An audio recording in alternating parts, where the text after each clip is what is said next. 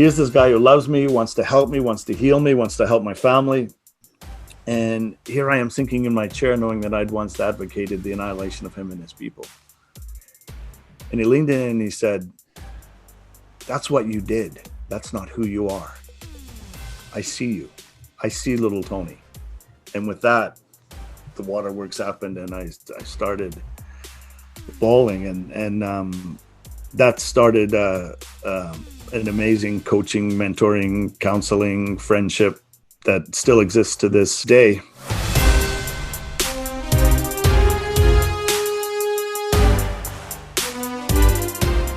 Today in the Courageous Podcast, we talked to Tony McAleer, a former white supremacist, and about his journey to really finding a cure for hate. Super smart guy. And the self-realization, the awareness, everything that he's went through and that he shared on this was very inspiring. We talked a lot about shame, how shame is sort of the dirty secret. And he took it a step further to what he calls toxic shame. And where does that come from? And how the remedy for that is radical compassion. And, I got to, throw it out there, being a Jewish guy and meeting a guy that's come from the movement. And I love Tony. I've known Tony for 5 years now. And, but we had that conversation, we had that conversation of, hey, I love you. But like at some point you wanted to like eliminate like people. Like, how did that happen? Where did that come from? And then I liked how we kind of took it to hurt people. And so what do hurt people need to do? Yeah. We talk about the ego. We talk about the educational system, parenting, his childhood, and just how important it is to have compassion and really just understand and disarm that toxic shame. And really that, you can make a change, and he's proof. Yeah, this is not ruining the episode, but for some reason, if you can't listen to the whole hour, I so appreciated his commentary on like what you did isn't who you are. And we kind of go right at that in this episode. Enjoy.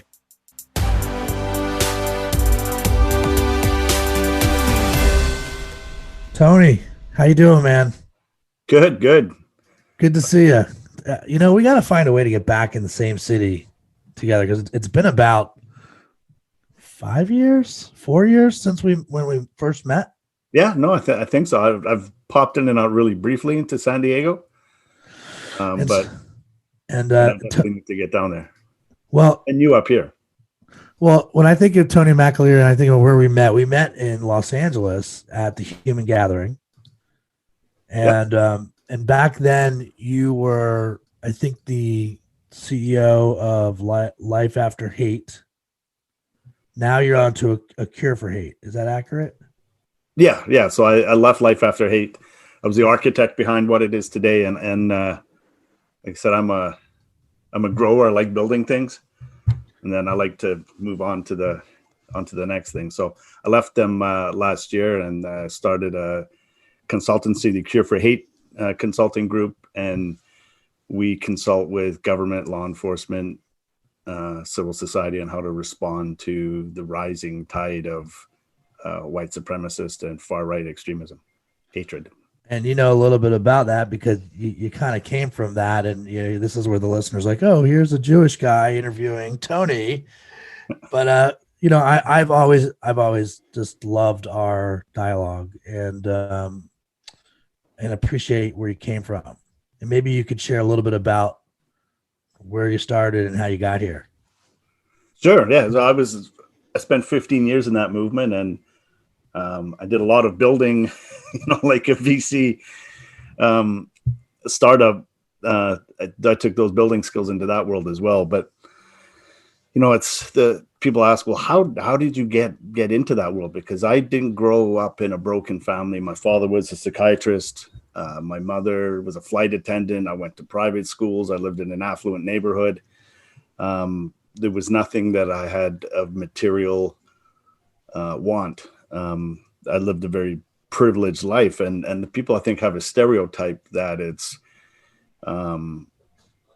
that it's uneducated people or they're broken families or that type of thing. And it attracts people from all walks of life. And the thing to remember is that we aren't born hateful. We aren't born a neo-Nazi. Like I always like to say, we're all born skinheads, but we're not born neo-Nazis. And I always ask people to think and reflect. Think about who you were at the age of 3 or 4 or 5. And if I think back to little Tony, I was this bright, curious, mischievous, stubborn, defiant, sensitive little guy that was open and curious to the world. And the world happens to us, and we learn it's not so safe to be open, and we put on armor and shields and hide ourselves from the world and put on masks to project something we're not in order to feel safe. And that's kind of what happened to me when I was 10. I was 10 and walked in on my father with another woman. And that really, really rocked my world. And I felt, partially to blame that I wasn't enough in the family for my dad to not want to sort of break up the family. And I internalized a bunch of it. I was angry. I felt shame and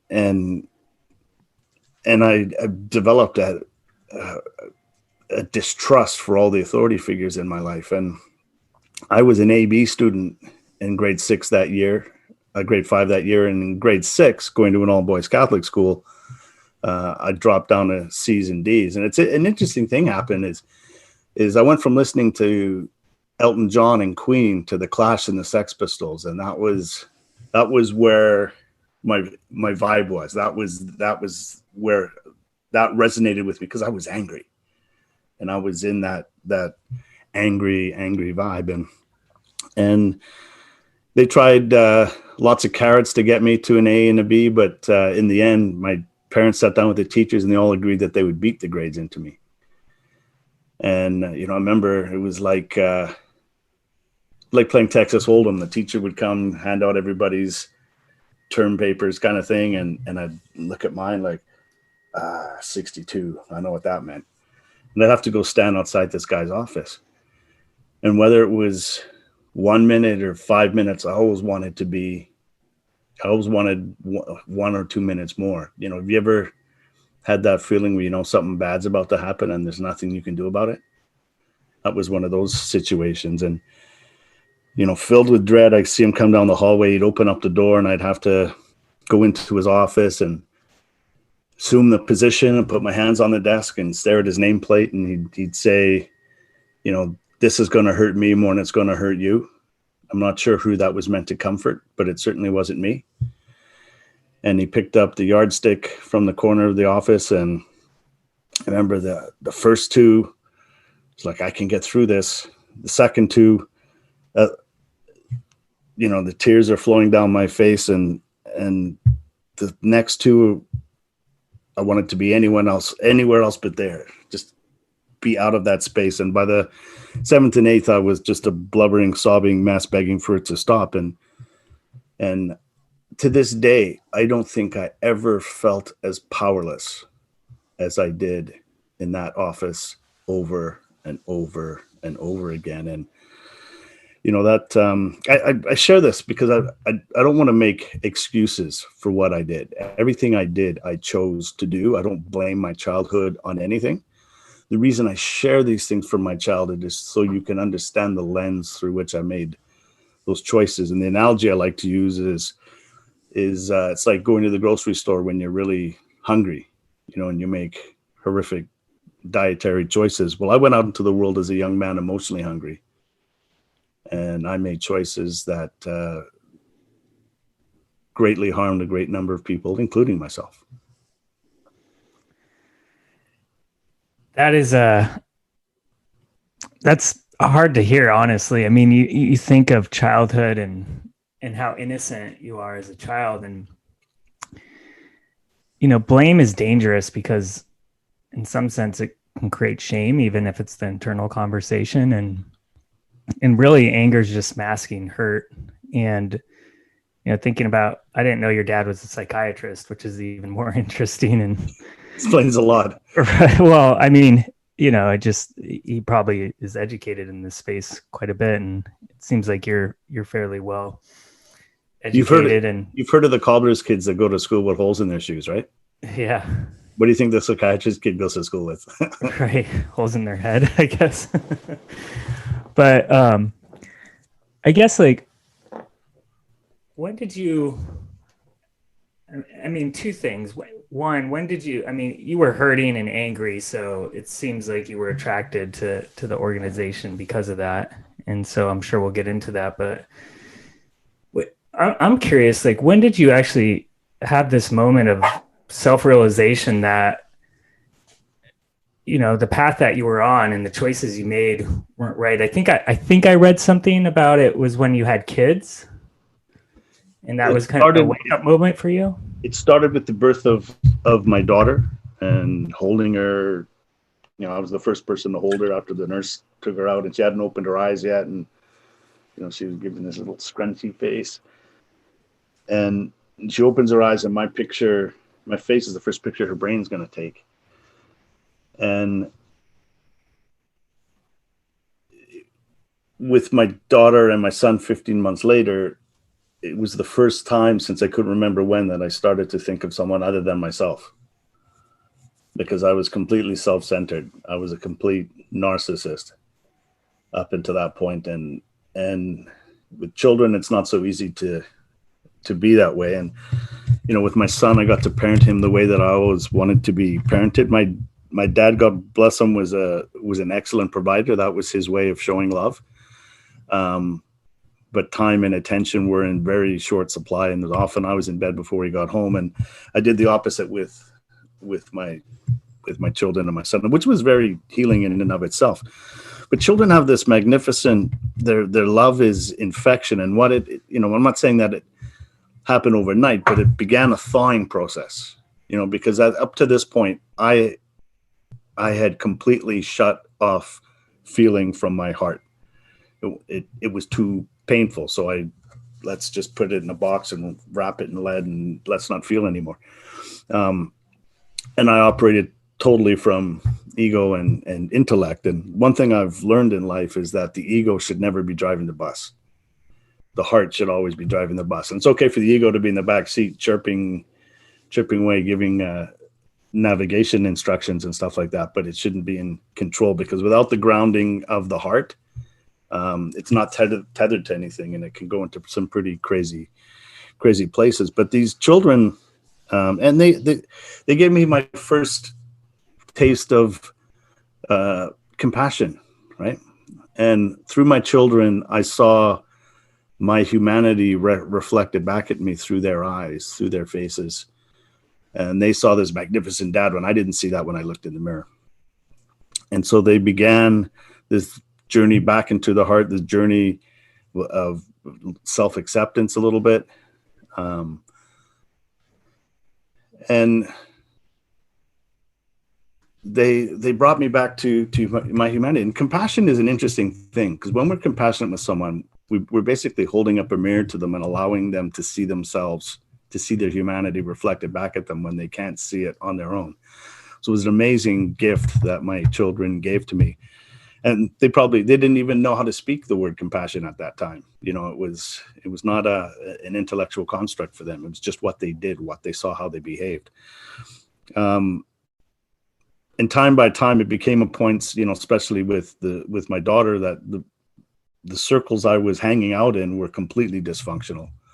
I don't remember a single healthy relationship existing in that space. They were physically abusive, emotionally abusive, verbally abusive.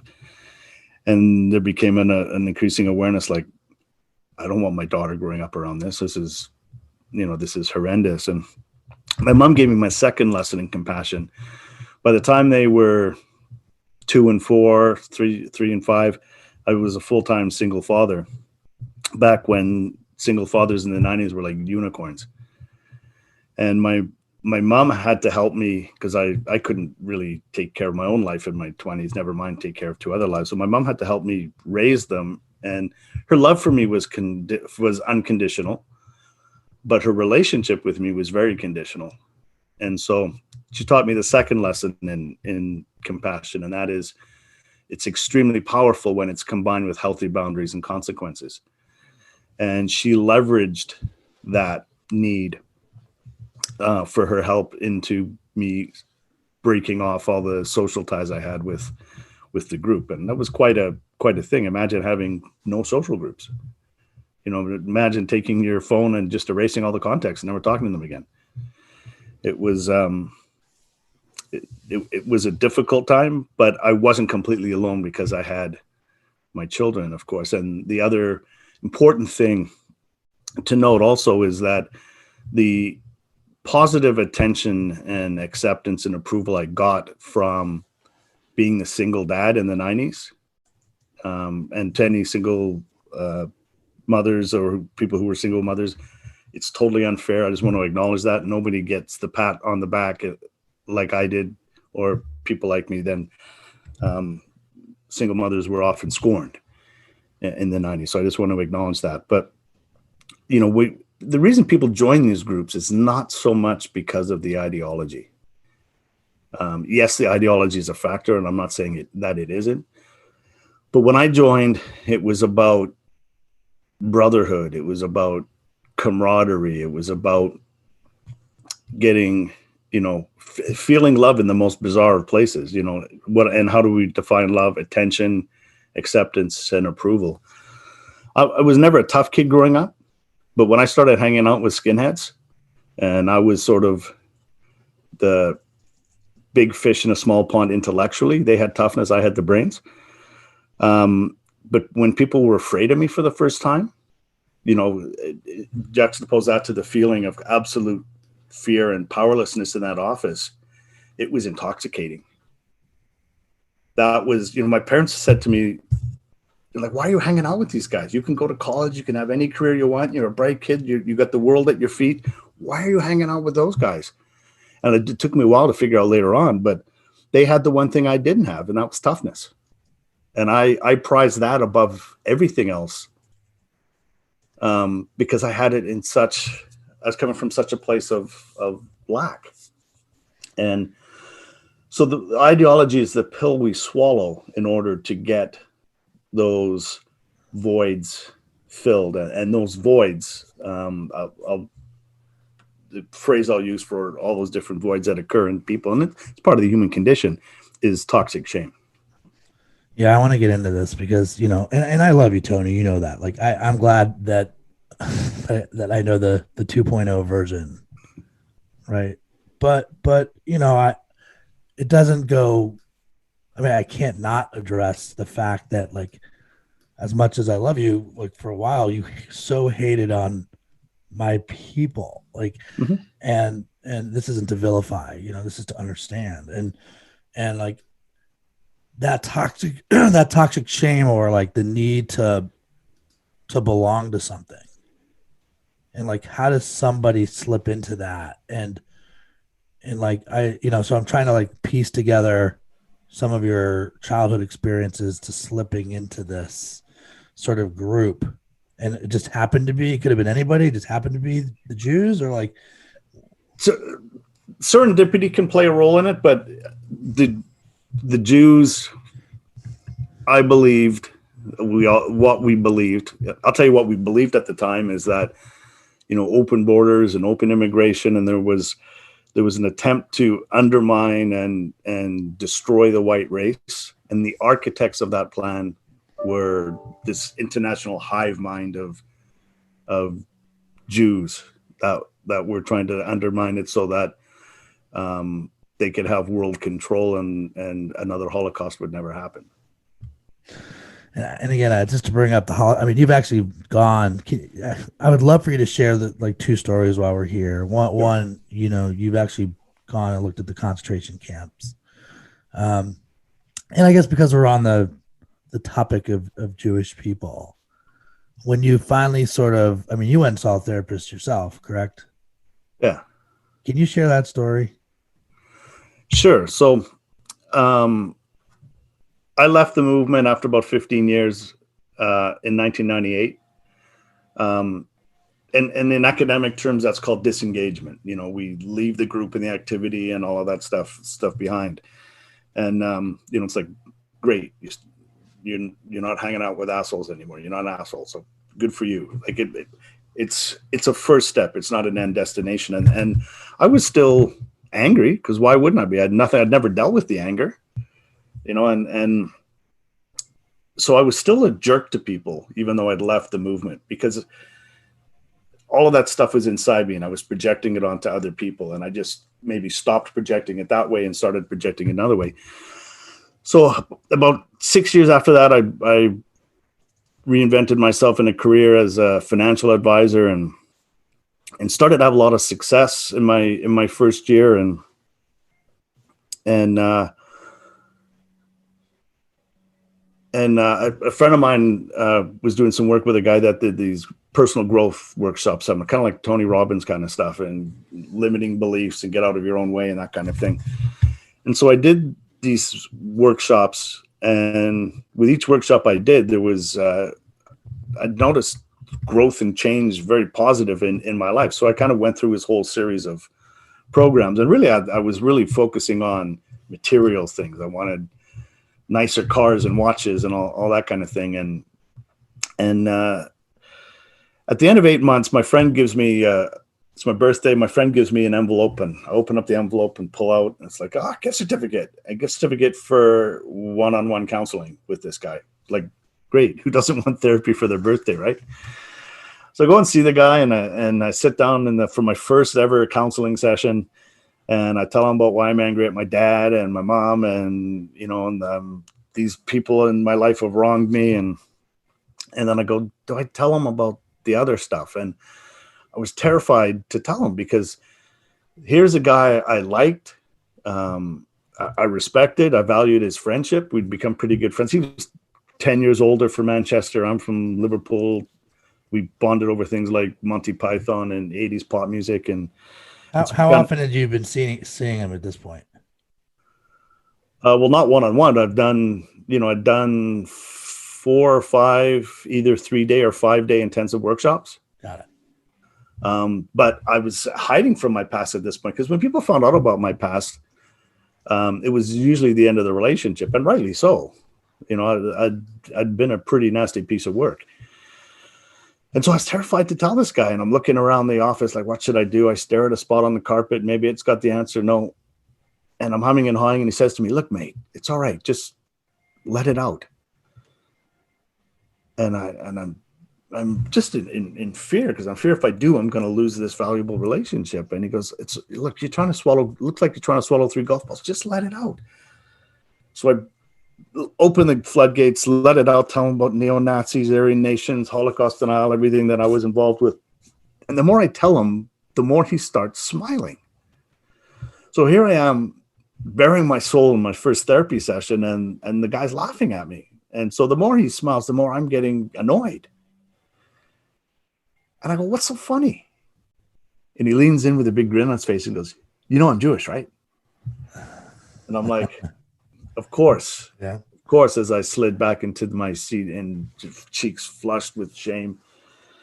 Here's this guy who loves me, wants to help me, wants to heal me, wants to help my family. And here I am sinking in my chair, knowing that I'd once advocated the annihilation of him and his people. And he leaned in and he said, that's what you did. That's not who you are. I see you. I see little Tony. And with that, the waterworks happened, and I started bawling, and that started an amazing coaching, mentoring, counseling, friendship that still exists to this day. And I've probably done well over 1,000 hours of one-on-one and group counseling, and if it wasn't for him doing the healing work with me, I never would have been able to co-found Life After Hate. I'd still be angry, and I'd still be hiding from my past, or probably less successfully now than I was able to get away with it. in the 2000s. And so that was a huge impact. And that feeling compassion from someone who we feel we don't deserve it from someone who we've dehumanized, is an incredibly powerful experience. And I just want to preface that I'm not saying it's the responsibility of people of color or marginalized communities to show compassion towards white supremacists. I'm not saying that, but it's an incredible gift should you choose to give it. And that again, that compassion piece, and that was the third and really powerful lesson I learned about compassion, because compassion is the antidote to shame, to toxic shame. So toxic shame, just to jump back to that for a little bit, that's the feeling of being less than, weak, powerless, not smart enough, not pretty enough, less than human, we're just not good enough. And we usually pick it up in our childhood from our family, our church or school or wherever. And we live our lives in reaction to that shame. And there's two ways we do that. The first way is we project it onto other people. And toxic shame could be described as like the self-alienation. When people say like that person probably hates themselves, I never really understood it till I understood toxic shame. And that dislike, that negative feeling or thought you have about yourself, that's where that self-loathing comes from. And if the feeling, if the core feeling is feeling less than, then we go out in the world and we try to be greater than. So overachievers, we've all had one in every high school. They're usually coming from this, trying to prove the lie wrong, and they overreact in an overachieving sort of way. I was a gifted underachiever. I was proving the lie right. The other thing I did is I adopted an ideology that told me I was greater than. And so there's an interesting ways at which we sort of projected onto other people. And, there's a Dr. James Gilligan who wrote a book, Violence, Reflections on a National Epidemic. He said, shame is at the root of violence. All violence is an attempt to transform shame into self-esteem. The other thing we do is we internalize it. Addiction, eating disorders, cutting behavior, all kinds of, playing a sport where you break a bone every month. There's all the different ways in which we can do self-harm to take our mind away from the shame, to numb the shame, to hide the shame. Shame is the dirty secret we hide from ourselves. And so suicide is the ultimate internalized toxic shame response, and murder is the ultimate externalized toxic shame response. And we do all kinds of stuff in the middle. It's funny, if you look at the current administration and the president, he's always got to prove, he's always got to win every transaction, and it's a zero-sum game. There has to be a winner and there has to be a loser. And knowing that he doesn't drink and his brother drank and died of a drug overdose, I said to myself, knowing what I know about shame and how it works and polarity, I guarantee you one of his parents is an alcoholic, because we do the same or the opposite. And knowing his behavior, I guarantee you he's got an extremely abusive alcoholic parent. And I go look into his family history, and lo and behold, it's there, and it drives, until we deal with it, it drives and colors all of our actions and activities. And so that's how shame works. Healthy shame is I did bad, I did wrong. Toxic shame is I am bad, I am wrong, and it's with us 24/7. Yeah, I mean, this is pervasive in culture in America, Northern America. I mean, you see it everywhere, and it's part of the human condition. Well, but it's part of culture, right? This never enough, this overachievement, and I think like there's varying levels, or there's a spectrum, right? And absolutely, I believe what you said, a lot of people will identify with, because the reality is we're all humans. We're all dealing with this. We've all been children, and humans make mistakes. And it seems like there's some sort of escapism happening. And I guess what I'm wondering is, the organization that you were part of, somewhat preys on that to recruit to a certain extent, because they're creating this false brotherhood. So that can be very powerful. And how do you combat that? How do you get to a place that's proactive? Because it's so easy to ignore this or use vices, drinking or other coping mechanisms, whatever they might be. And I see it, I see it in corporate America with leaders and people that are running these big organizations. You see it in politics. You see it in what's happening in the culture now. So just, with the organization that you're involved in now, I'm wondering, how do you get to be proactive about this? Because a lot of it starts in childhood. Absolutely. And I think we have to have a radical look at how we raise children, or how we work with young people in the school system, because like I said, there's an antidote to shame, and it's compassion. But shame is at the root of bullying. It's at the root of addiction. It's at the root of, we can deal with shame in children. We don't just minimize white supremacy. We minimize gangs. We minimize drug addiction. We minimize a whole host of areas that are destructive to the self and to others. And so how do you teach children to be more compassionate? How do you teach children, give them experiences where they can understand and see their humanity and their worth? And I've seen some exciting things. I think in Orange County, there was, I'm not sure if it was a mayor, had this program centered around kindness, doing acts of kindness in the school system. It was 1 million acts of kindness, I think it was, and a challenge to his area. And one thing they noticed, I think, was a 30, 40, 50% drop in bullying in a very short amount of time. There's I keep getting reminded of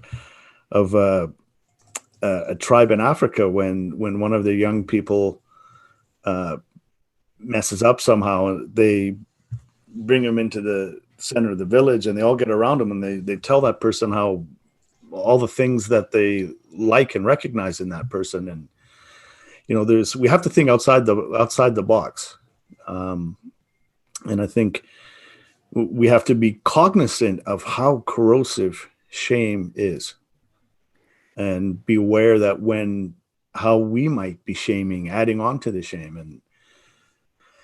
And because I've seen so many miracles that happen through compassion, and the story after story after story of incredibly profound turnarounds that happen through compassion. And it's, if we can't connect to others until we learn how to connect with ourselves and feel good about ourselves. And so, I believe that the level to which we dehumanize other human beings is a mere reflection of our own internal disconnection and dehumanization. So we can work on repairing that internal disconnection, of return to that healthy feeling of humanity, and return to that essence of, at the beginning when I talked about, think about it was what you were like at the age of 3, 4, or 5. That's the core essence of who you are, right? And part of my journey was going back to connect to little Tony. And when I was living my life in the white supremacist movement, I was so incongruent. If little Tony was here, I'm living my life here.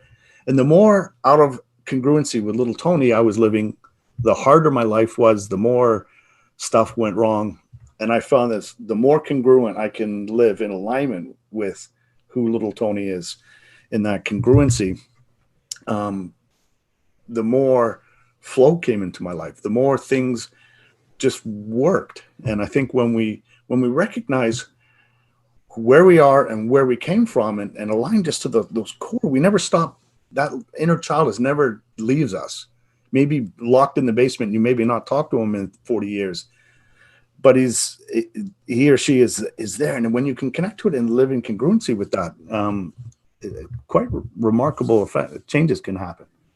Well, it releases the pain. Yeah. And I mean, your journey is remarkable. Just listening to this and the little bit of research that I was able to do. And you know, I wonder how much responsibility is on our educational system or the community, the tribe, the social structure versus the parents, because your journey, you know, you had to be aware of this, right? Like awareness is kind of the starting point, and taking accountability, and there's a lot of courage to go up against that fear, like you talked about. So in your experience with your nonprofit and the organization that you're now involved in, I'm just curious, like how much do you focus on like the parents versus your place in the tribe versus the community, the environment as a whole? Because where we are now as a society and sitting in this pandemic, I think has really awakened, you know, the entire country, the entire world to, you know, what are we doing with our lives? Yeah. And this, you know, this juxtaposition of the spectrum that we're seeing right now, it is pretty amplified. So I'm just curious on your thoughts on and where your organization is thinking, like where is it causal? Where do you start? You know, how much is in the education system versus at home versus, you know, just the community structure and the digital environment that we live in these days? Well, I think it's incumbent on society as a whole to be aware of how corrosive and toxic shame is, and from that awareness to act a little bit differently. Parents have a massive role to play, but helping a child discover who they are. Often parents are also the problem, right? If there's a family dynamic that's dysfunctional, you need help outside of the family to help. And I'm not saying that every family should go to therapy, but you know, it's a good start. Life After Hate, when I was still with them, you know, in the 5, 6, 7 years before Charlottesville, almost everybody reached out to us was an individual seeking help. Since Charlottesville, it's 50% individuals, 50% families worried and concerned about a loved one. And the challenge in there is the family dynamics may be contributing to as a source to it. So it needs to be brought out of the family. You know, I think this journey to connect to self, we spend so much of our time staring at screens. We spend so much of our time looking at what other people are doing and either reacting in jealousy or blame or all of these things. I think as a society, we know ourselves the least, you know, and all the information that we have out there and all the different things we can put our attention on, it's all external. And, you know, my book, The Cure for Hate, I talk about radical compassion.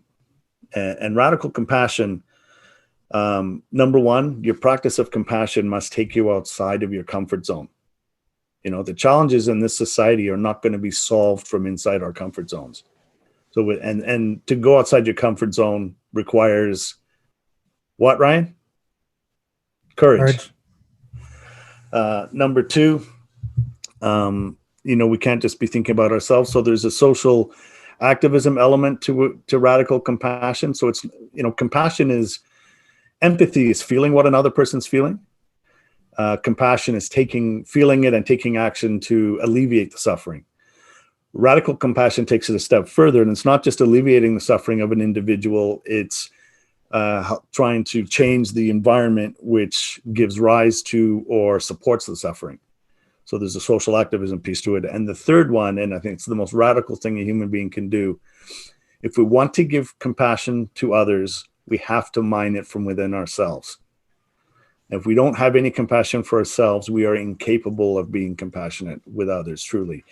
I love that. And I think that's kind of where social media blows it for us. I mean, like everyone has access to every, and it's so funny, Tony. I mean, I'm definitely on the record being like, we spend all this time scrolling other people versus scrolling ourselves. Like the minute you start to scroll yourself and see it starts with you, and stop playing the victim card. And I know that sounds harsh in so many ways. And by the way, it's funny. Like, do you start with? Parents are just people too that have been around long enough to make more mistakes than everybody else, right? In some ways, so they're going to be flawed too. Absolutely, and the other thing to remember, there's a great book on shame if you want to read it by John Bradshaw called "Healing the Shame That Binds Us." If you want to understand shame, that is the book to get it. And he talks about the intergenerational transfer of shame.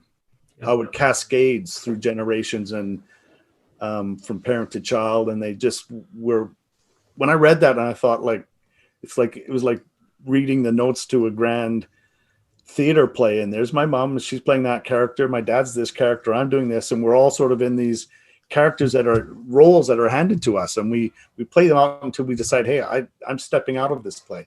What the therapy and what working with Dov did for me was allow me to break that cycle. And now that my children have not inherited the dysfunction, they've got a branch of the family tree that's outside of the dysfunction, and everyone else that doesn't deal with their stuff is still living in that dysfunctional family drama. Can I pause you there for 1 second? Because we're talking about courage. I mean, to be able to do that, to break the cycle, is so difficult, because you're influenced by this network of people and your family that loves and that you love and that you trust. And I believe it's one of the biggest responsibilities as a parent, like you said, just time and attention, right? That's all they need. They don't need things. They need your attention and your love, your unconditional love. And I think the fact that you were able to break that cycle is so courageous. And again, just going back to like the role of the parent versus the community, is if the community as a whole like really looked at that. And I think like I remember reading about some psychology on the tribal mentality, and you always had a place in the tribe, right? And you were always being held accountable within the tribe. And our tribe has gotten so big and so digital these days.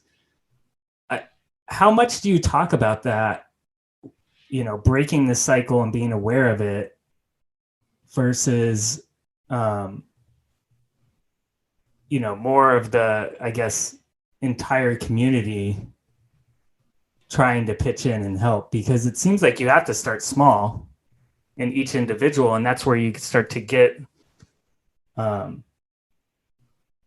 some support to actually break these cycles that have been created in society and passed down through the generations. Absolutely. And while society should become aware of again, toxic shame and its corrosiveness and the impact it has on society, if we want to change society, it starts with us. We can't be wanting to change society by making other people change. We have to be the change. And as human beings, we have the incredible power and ability to inspire others, for better or for worse. I spent 15 years of my life inspiring others to do horrible things and to believe horrible things. But Tony, can you wrap up like the flip of that? Like what is, like, now you wake up with a very different purpose. How would you do you wake up every morning thinking of your purpose? Can you share what your purpose is for now? Yeah. So I wake up every morning, and my personal mission statement is to inspire others to a place of compassion and forgiveness for themselves and for all people. And how do I inspire the people around me? It's in every action of every moment of every day, and who we decide to be in this world tells and gives permission to the people around you to do the same.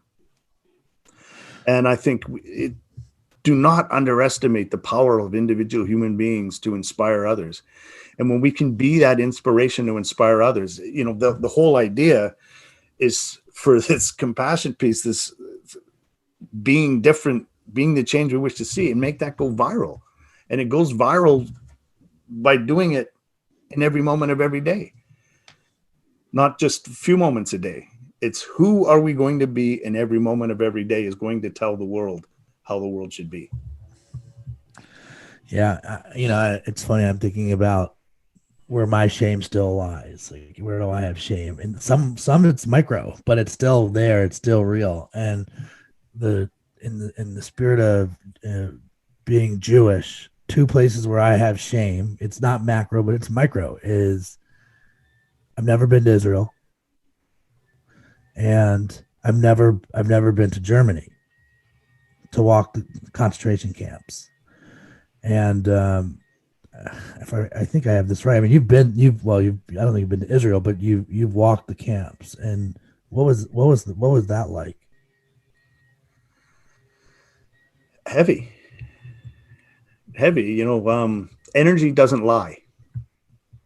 You know, you can argue, you know, how many people the gas chamber, like, I'm not even going to get into it, but that's where I used to be. And you know, one is too many. And what I realized going there is that my denial of the pain of the Jewish people was really rooted in my denial of my own pain. I couldn't feel my pain, and I wasn't going to let you feel yours.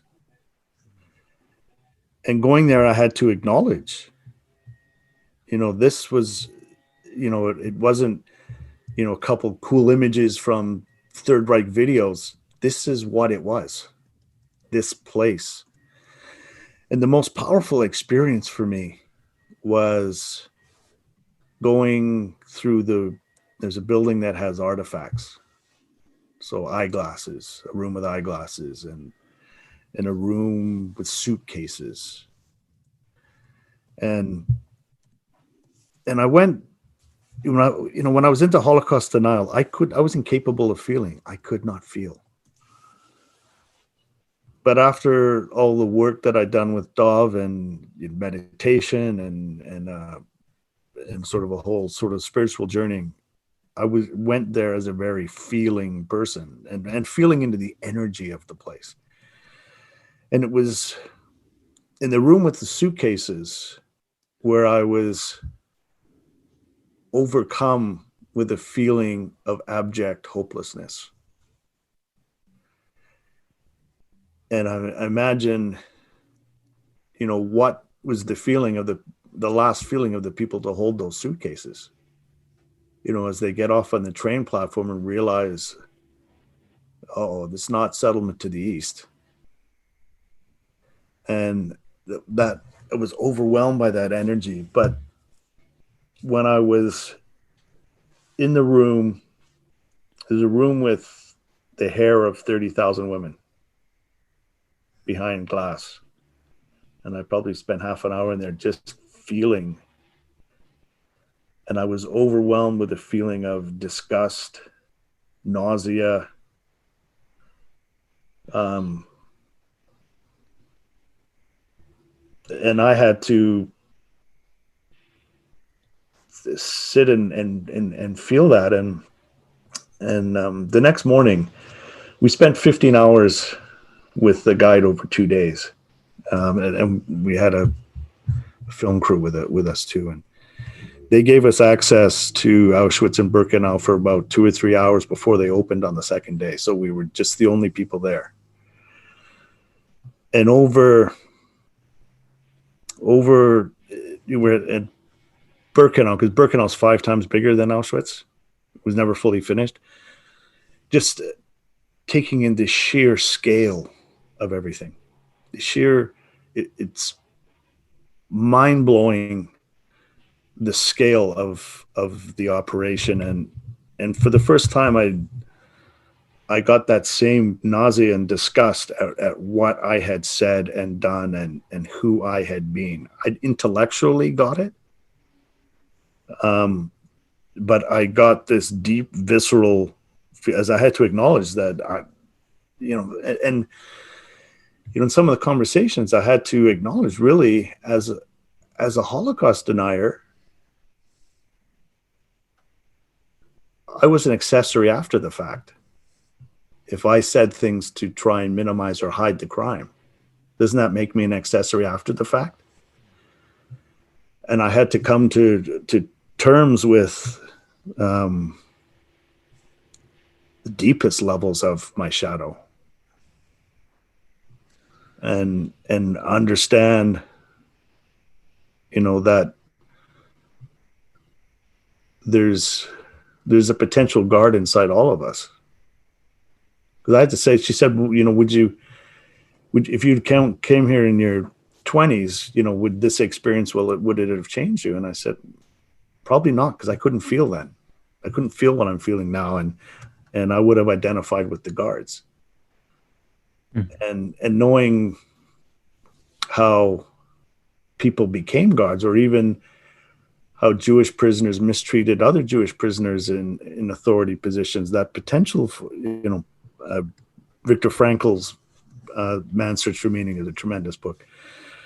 I realized that, there's a potential guard inside all of us if the wrong set of circumstances, the wrong set of pressures are applied to a human being. We're all capable of that. And it was really with just a deep, profound journey. And I'll be forever changed by it. To use your words, because you've said this to me before, hurt people, right? And I think a hurt self continues to hurt themselves. And heal yourself, you can start to heal other people. And I'm kind of back to this conversation. It's so odd to say it like this, but it does also make me smile, because I do love you and I love what you're doing. And I think of all the people that misunderstand other people and never take the time to listen and understand the other side. I'm sure I'm in the same camp. I'm sure it's out there. It's impossible for me to know everywhere, but just the idea of what we can do when we have compassion for another and we listen to another. Any way we can help you on your mission, on your path, I'm down. We're in, and hopefully it starts with skiing in Vancouver, or beer in San Diego, or somewhere in between. But thanks so much, Tony, for coming on the show and sharing a bit of your story. I don't think this is the end of it. And the book again is called The Cure for Hate: A Former White Supremacist Journey from Violent Extremism to Radical Compassion. Ooh, heavy stuff, Very man. inspirational. There it is. Thanks, Tony. Be good, man. You too. Bye. Bye. If you enjoyed the episode, please give us 5 stars, subscribe, and leave us a comment.